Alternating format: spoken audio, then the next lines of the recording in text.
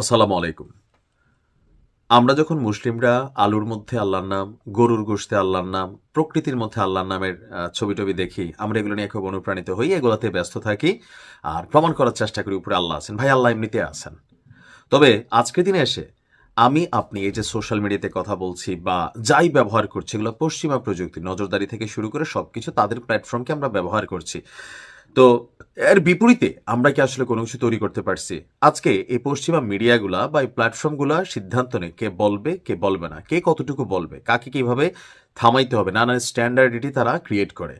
আবার পশ্চিমা গণমাধ্যমগুলো তারা চিহ্নিত করে যে আসলে আপনার বাস্তবে কি হচ্ছে আর কাল্পনিক জগতে কি হচ্ছে। কোনো একটা দেশের রাষ্ট্র থেকে শুরু করে সেই দেশের কোনো মানুষকে নোবেল দিয়া বড় বড় বানানো, আবার ধরেন তাকে সন্ত্রাসী বানানো, সবকিছু পশ্চিমা মিডিয়ার খেলা, কারণ বিশ্ব তাদের কন্ট্রোলে।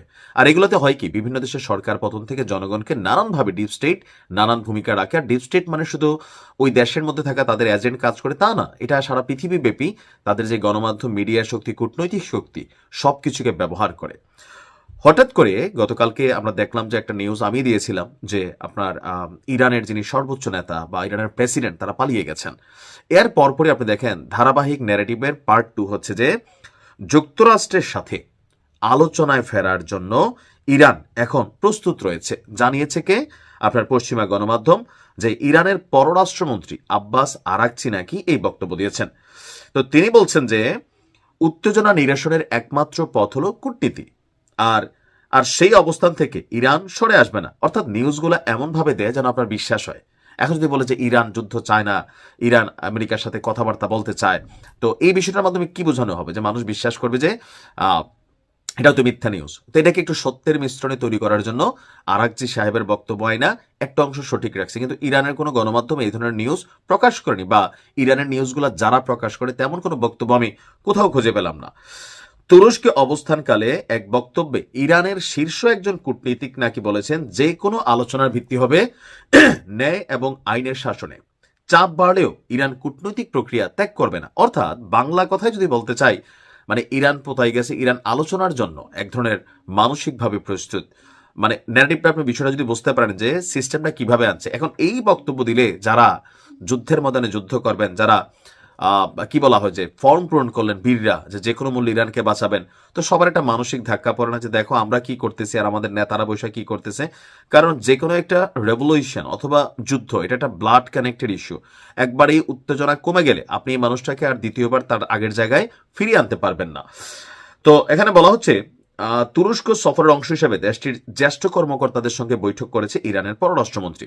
আর বলা হচ্ছে যখন যে কোনো মুহূর্তে আমেরিকা হামলা চালাইতে পারে, ঠিক শেষ মুহূর্তে এসে ইরান এই ধরনের আলোচনা করতে রাজি বা প্রস্তুত, তুরস্কের মাধ্যমে এই বার্তা দিচ্ছেন। তো তুরস্কের প্রেসিডেন্ট এরদোয়ানকে সে হচ্ছে এখানে এজেন্ট। অর্থাৎ তুরস্ককে আমেরিকা একটা দায়িত্ব দিছে যে ইরান এবং যুক্তরাষ্ট্রের মধ্যে যে বিষয়গুলো নিয়ে কনফ্লিক্ট, সমস্যা, নোট অফ ডিসেন্ট আছে, এই বিষয়গুলোকে যেন তুরস্ক সলিউশন করে কূটনীতির মাধ্যমে।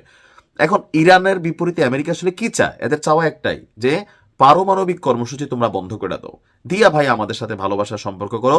সেই ইসলামিক স্টেটের আগে যে রাজা পেহালভি ছিলেন তার যে যুগ ছিল, তখন আমেরিকা এবং ইরানের মধ্যে ইতিহাসের সর্বোচ্চ ভালো সম্পর্ক ছিল, যুদ্ধ বিমান গিফট দিছে, অনেক কিছু কিন্তু ওই সময় সম্পর্ক ছিল। কিন্তু যখন ইসলামী প্রজাতন্ত্র বা আজকের ইরান যারা চালায় সর্বোচ্চ নেতারা, তারা যখন ইরানের শাসনভার গ্রহণ করলো, তখন থেকে তারা ইরানকে আজকের দিনে এই সামরিক শক্তিতে, মহাকাশ শক্তিতে, ইভেন সোশ্যাল মিডিয়া প্ল্যাটফর্মও তারা নতুনত্ব কিন্তু আনতে যাচ্ছে। যে ফেসবুক, গুগল টুগল এগুলোর বাহিরে ইরান তাদের নিজস্ব একটা অপশন তৈরি করতে যাচ্ছে, যেটা সারা পৃথিবীতে মুসলিম রাষ্ট্রগুলোর মধ্যে ইরান করতে যাচ্ছে।